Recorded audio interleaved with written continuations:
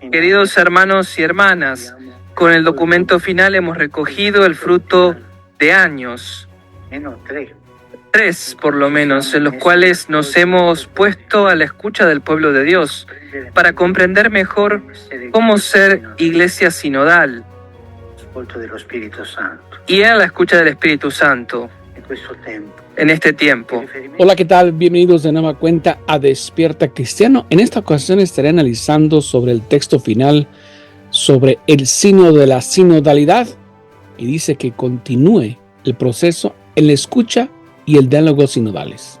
Una escucha que, si es de acuerdo a la idea liberal, sí te escuchamos. Y si no eres acorde a la ley liberal marxista que está establecida ahorita desde la silla de San Pedro para abajo, no te vamos a escuchar. Pero vamos a analizar el texto. Gracias a quienes se han sumado al canal, a quienes han emitido su opinión, y de esta manera cada día seamos más. Gracias. También invito para todas las personas que se unifiquen, se suscriban y de esta manera también activen la campana para que llegue la notificación de que se ha subido un video. Gracias a quienes ya lo han hecho. Vamos a nuestro tradicional Ave María. Ave María, gracia plena, Dominus tecum, benedicta tu in mulieribus, et benedictus fructus ventris tui, Iesus. Sancta Maria, Mater Dei, ora pro nobis peccatoribus, nunc et in hora mortis nostrae. Amén. Iniciamos.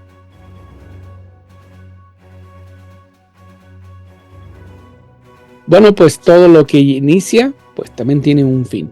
Y ahora se ha publicado el texto oficial del documento del sínodo de la sinodalidad, y esto con un poco más de tranquilidad, pese también al hermetismo que se tuvo, porque no se daba mucha información al respecto en cuanto a los temas y a lo que se estaba discutiendo dentro del sínodo de la sinodalidad, la nueva iglesia de Francisco.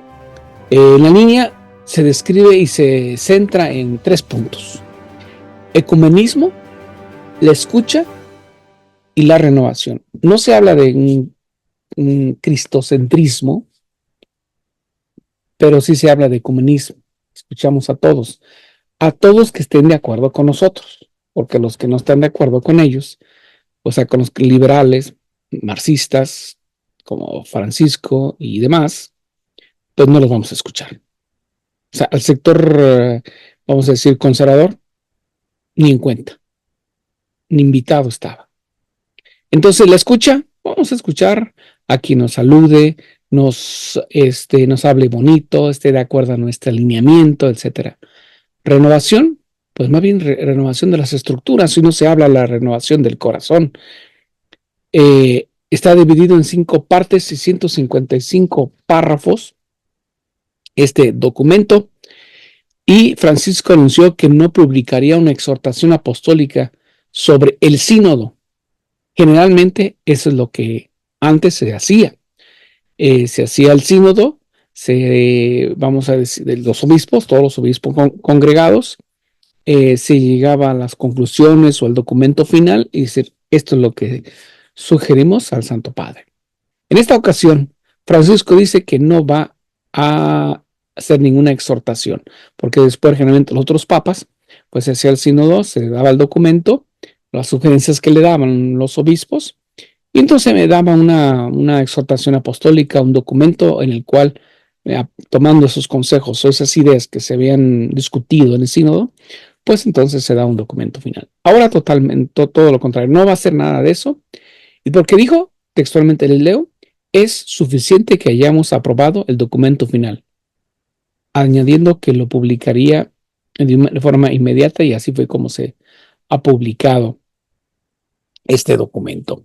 Entonces, el documento final del sínodo sigue lleno de preguntas abiertas, sugerencias para acciones futuras y esbozos de propuestas para continuar el aparente discernimiento.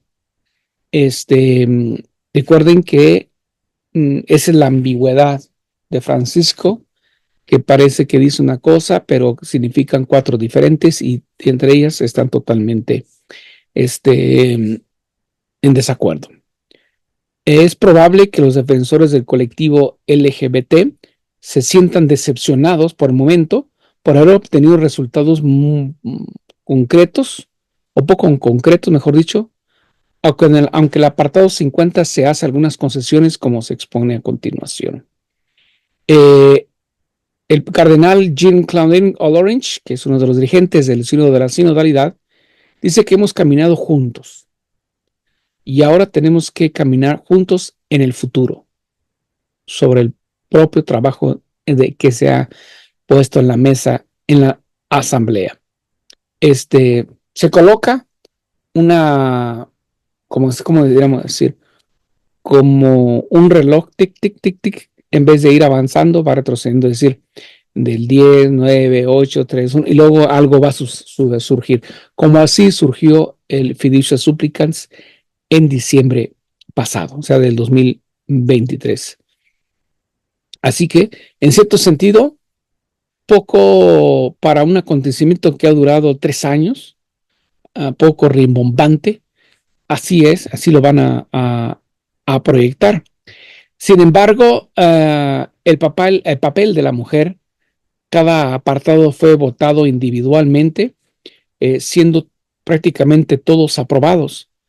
La mayor objeción fue en el párrafo 60, donde 258 votaron a favor y 97 en contra, que trata de cuestiones relativas al papel de la mujer en la iglesia, incluyendo la afirmación de que la cuestión del deseo de la mujer al ministerio diaconal sigue abierta.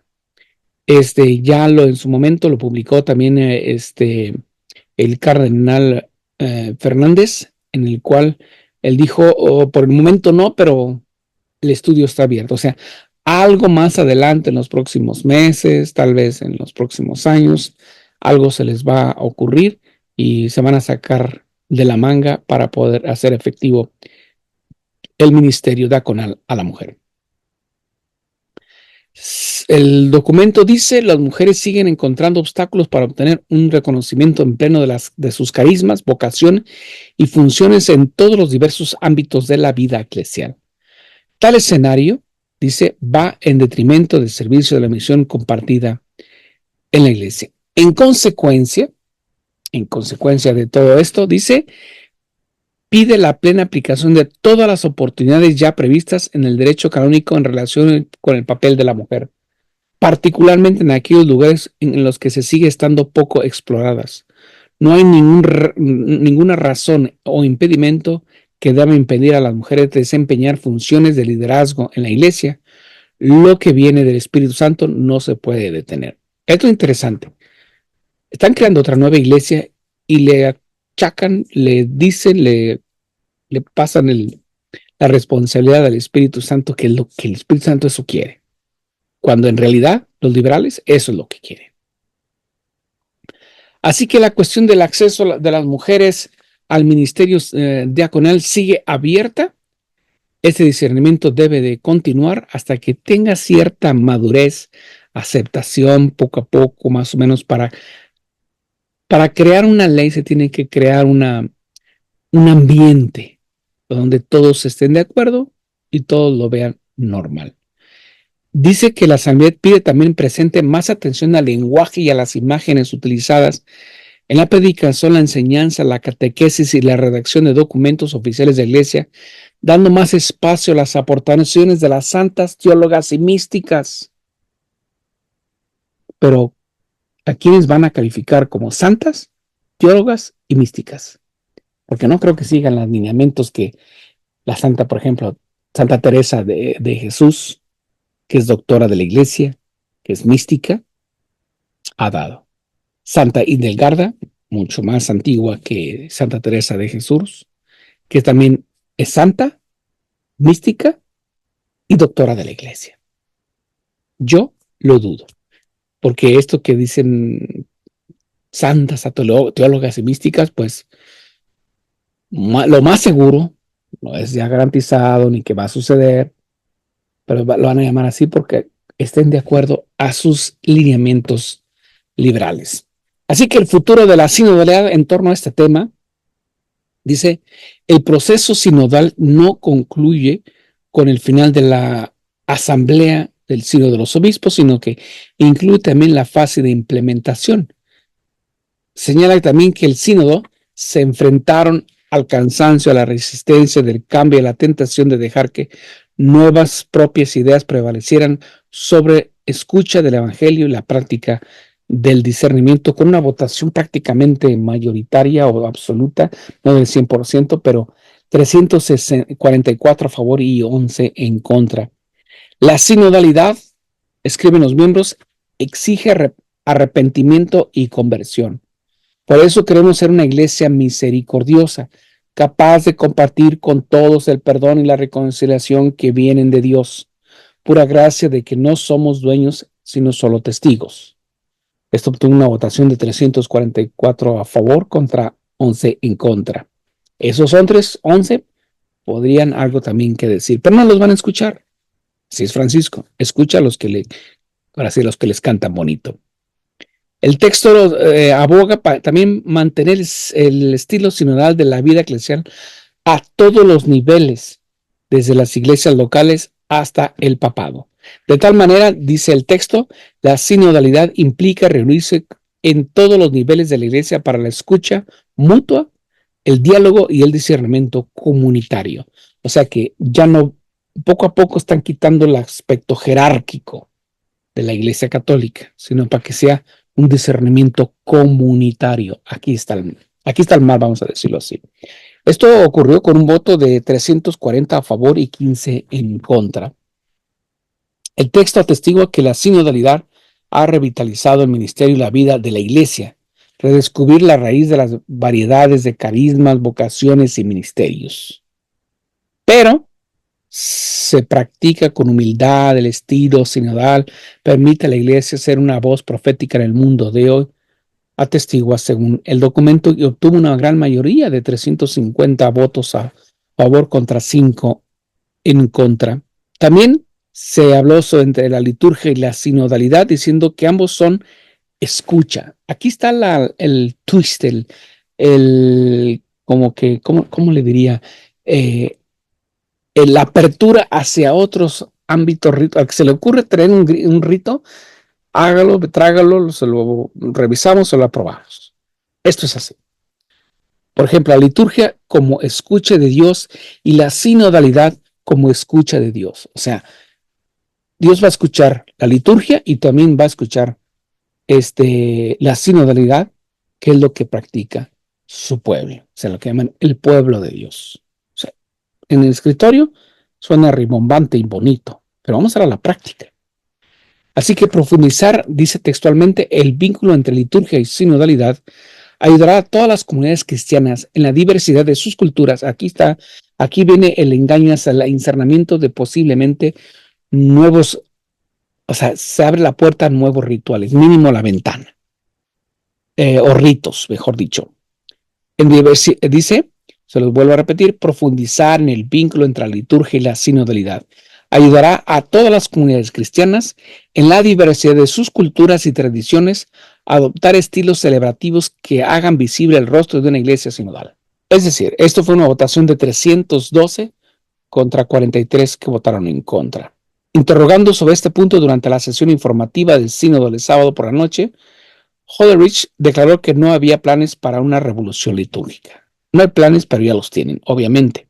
O sea que con esta partecita, que en la liturgia se incluyan la diversidad de sus culturas y tradiciones, de tal manera que si a alguien se le ocurre hacer una celebración litúrgica diferente, un ritual diferente, pues lo puede hacer, pues escríbalo, póngalo en así bonito por escrito y es posible que se lo vamos a aprobar. Esto le abre la apertura, ¿para qué? Para el sínodo, por ejemplo, para el ritual, no sínodo, sino ritual maya, que la iglesia mexicana, los obispos mexicanos quieren implementar, así como el rito de la Amazonia o amazónico.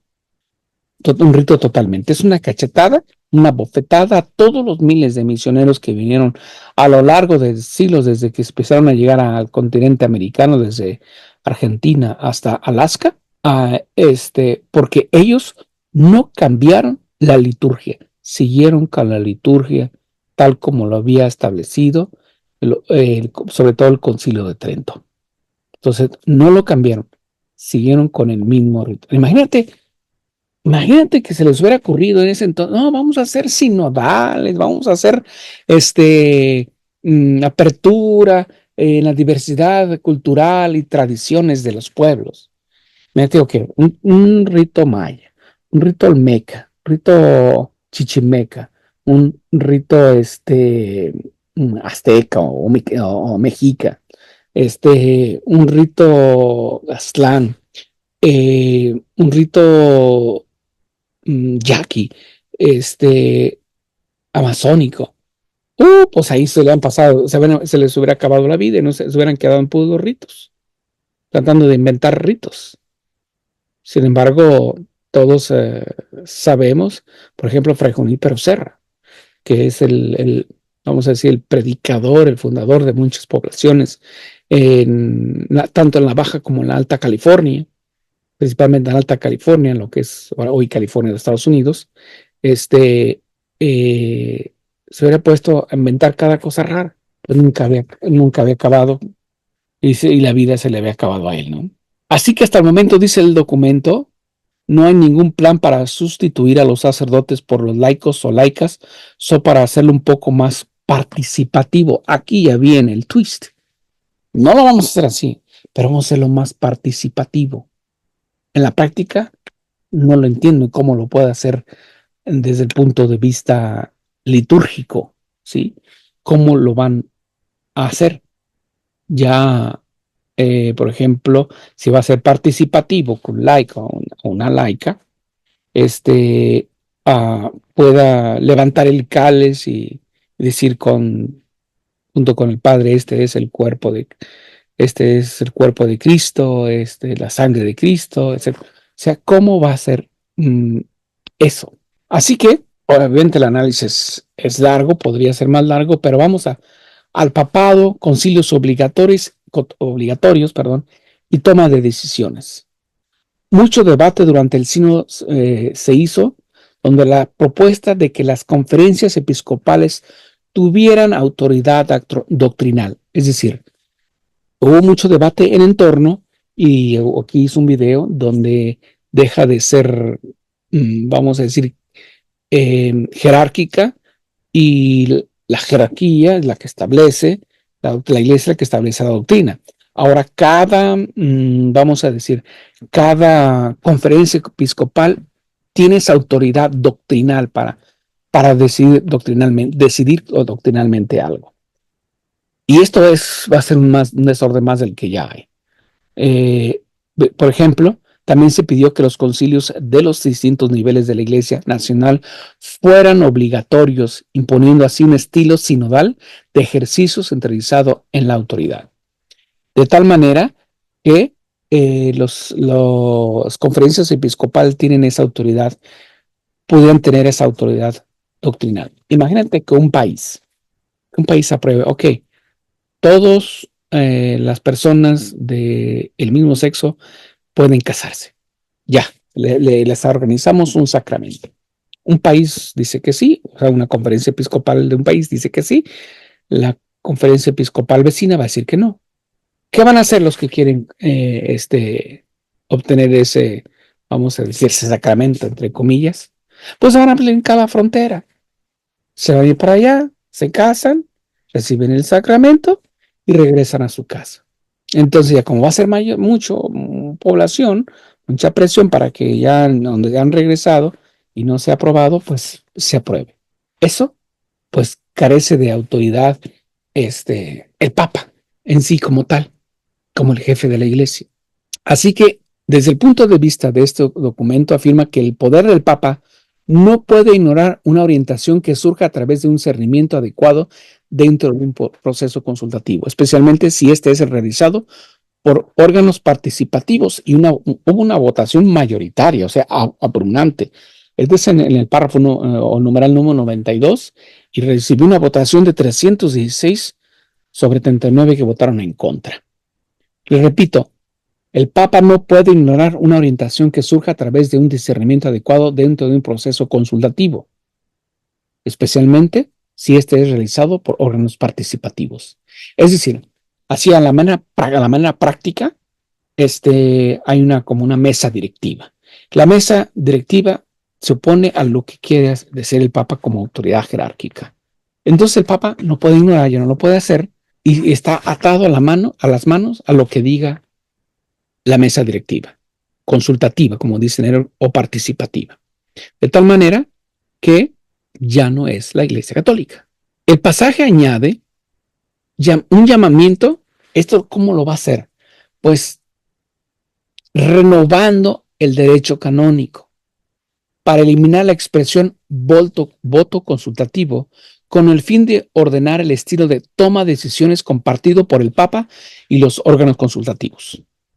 Es decir, para que algo tenga efecto, dice, el Papa y el órgano consultativo, es decir, la mesa directiva, están de acuerdo, así como en la política. Está de acuerdo el Senado, está de acuerdo los diputados o los senadores, los del Congreso. Entonces, el presidente está de acuerdo, todos firmamos, todos felices, todos contentos. Así en la Iglesia no funciona. Esto no es la Iglesia Católica. De hecho, los diversos órganos decisivos previstos en el derecho canónico, el texto final afirma que para que la Iglesia sea sinodal, o sea, donde todos participemos en la mesa, o sea, de discusión, los grupos consultativos o la mesa directiva o algo así, probablemente se vería forzada la implementación de un estilo de gobierno institucional mucho más secular.